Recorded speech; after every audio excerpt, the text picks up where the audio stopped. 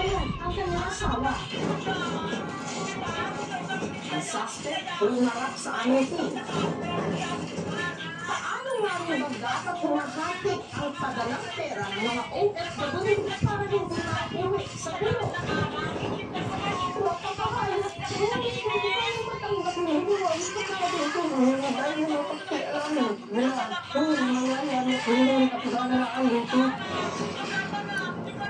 Mister ng OFW sa Labo Camarines Norte, suspect din sa pagpatay sa William, bilisan mo yung pagkain mo dyan. Ipinapadalang pera ng OFW sa Kuwait ng misis ng suspect. Si Mary Ann na dahil sa nangyari, agad umuwi ng Pilipinas. Kinabukasan, matapos ang krimen, si Renato agad na huli at nakalaboso. Alabo Municipal Police Station. Siguro kaya masakit din siya maglinis. Kasi ang ano, pwedeng mapurol ang nipper.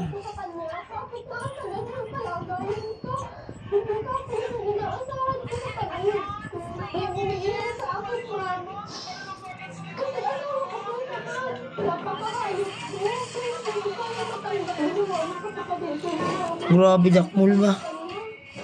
Suspect nagpagulid ng sarili ng salaysay sa nangyari. Dito nga po sa tinatanungan, ang itong mga magagandang na buwangan dapat tinatanungan ng libog. Kung nag-react, Lalo ka ba dyan?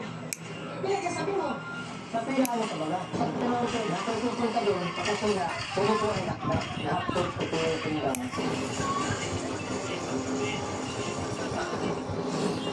Nag-lock po ako sa ginagawa ko, ang palalak na taga ko ng lumaan ngayon. Pinupuntahan ko po ang pera ang asawa ko at pinapadala sa akin at binibigay ko naman sa kapatid na. Bakit po ganito? Kaya wala ninyo ako maghalaga. Ay kasal kami na mag-asawa. Diit niya, hindi lang daw pera ang issue niya kay Alma. Kasi po, pag nag-aawin po kami mag-asawa, nakikialam na yan. Kailangan pala nila na pagdating ng asawa ko, ay palalayasan na rin pala po ako. Si Reynaldo, nakaharap ngayon sa kaso. Hindi naman po pag-ibig sila mag-ibig na pagkakataon. Ito po ang ginamit ng ating suspect sa palalaya. Pwede din siya kasuhan sa RA 9262 o violence against women and children. Ibig sabihin ito yung physical na panunakot na verbal at international na panunakot na doon sa biktima. Kaya hindi ko inaasahan sa week lang na magkakagalit ang buhay ko na ang pangarap ko sa anak ko. Dahil na puro ko na, ang walang galit. Nagsisindi ako lang dahil sana. Ang alam ko at alam ko, sana makatawag din ako. Ang hiya natin sa ecological first aid sa isang hakbang ito upang ma-check natin ang mga protein ng mga bata. Napakahalaga na magkaroon ng lakas na komunikasyon at hindi naman ito sa lahas na uuwi sa sakitan, sa libandahan o anumang mental health na implikasyon nito sa atin.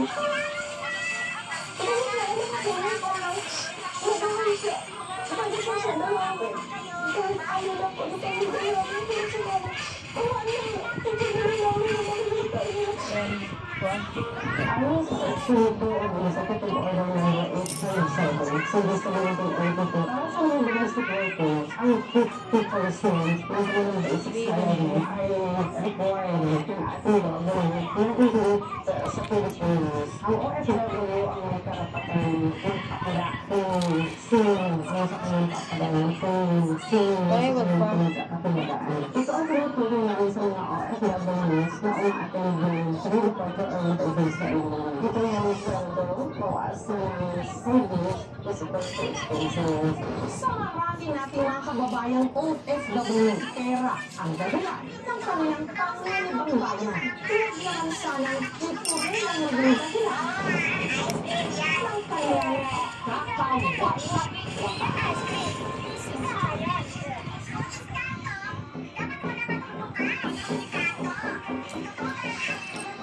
Hanggat maaari, tikot ang bibig ng mga mister sa mga problema nila sa kanilang tahanan.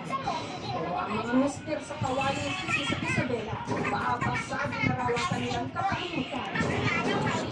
Ang kanilabas ng sulyahin. Kailangan ang mga tangki na kanilang mga misis. Siyempre, pasang stress ito, mister. din ako. Kasi kapag lang sa akin. Wala ka ba? Paano kung sabihin namin ang dulo ng mga bra at pang-ibaba na Grabe mo. Tugas. na mahigit 500. Biro yan. Lalo pa din mga panty ng bata. Hindi ko natawad. Ang mga babae ito, pakiramdam din daw nila. Kaya gumawa nagmamasid sa kanila. Ito, yung dugo. Lalaki ng bilisan. Kasi hindi na talaga siya. May sobrang dugo. Wala na siya. At tininin ka na nagpapunta sa kalaman ng kudkod. Kaya ating tuntunin sa kanya ang matututunin ang saan nila nawawalan mga damit panloob. Iba may kadugo. Sa punong-unong ilaw sa kanilang bahay sa Kawayan City sa Isabela para sa kanya ng kanyang live-in partner na si Destiny ang mga nawawala raw nitong panty.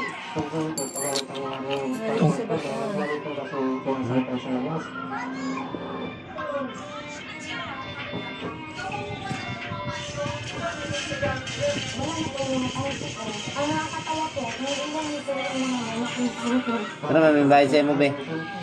Pag nag-aalinas ka sa Manila.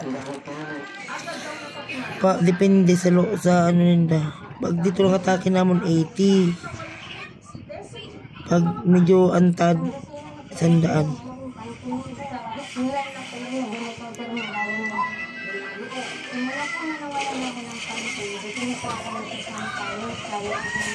Sino po nawawala nito namin? Ang kapitbahay ni Destiny ang 53 anos na isakay ang tempo. Nagulat na pasyang 60 anos na misis na si Danny. Isang tawad, pinapangalan ko ang panty at isang bra. Yung nakuha ko sa YouTube ko, marami din sa mga bago na mga content sa kanya. Kung saan tayo sa kanya kasi sa labas, na pwede mo ba kahit sino, hindi namin nakalain na mawawalan ko. Wait lang, be. Sama ng loob ni Tata. Wait lang kasi. Ang mga damit panloob ng misis. Parang hirap ng buhay, kung parang asawa, parang kasiyahan. Hindi lang po Dito, meron po tayo. Pinanin ko yun para makabili lang ng mga ganong brand. Mahal po, manatawad lang po, yun ang masakit po. Hi, Mami! Good morning sa inyo. Kung meron daw tila pinintirya sa kanilang barangay, ito ang live seller na si Myra. Nangyat nila na pangalan na nagkataon namang nagla-live selling ng mga damit at hoodies, underwear. Iba to, lagi pa siya ng Saudi. Pinili ko siya dito sa Pilipinas. Kung iba naman, dito ko lang siya bilat sa online.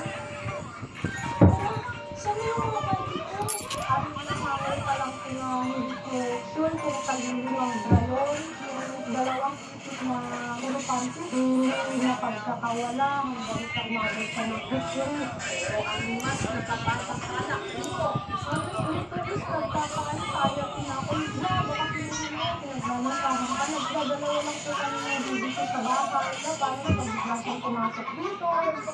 si Patrick, hindi na tunay na pangalan, at ang buwan naman na raw na nagsusumbong sa kanya ang kanyang misis na nawawalan dito ng mga underwear. Kung ito po yung dugtong pantin, na wala po, pantin na po yun, nagkala na lang po apat. Kahit parang nasa harap ng bahay ang kanyang isang palo.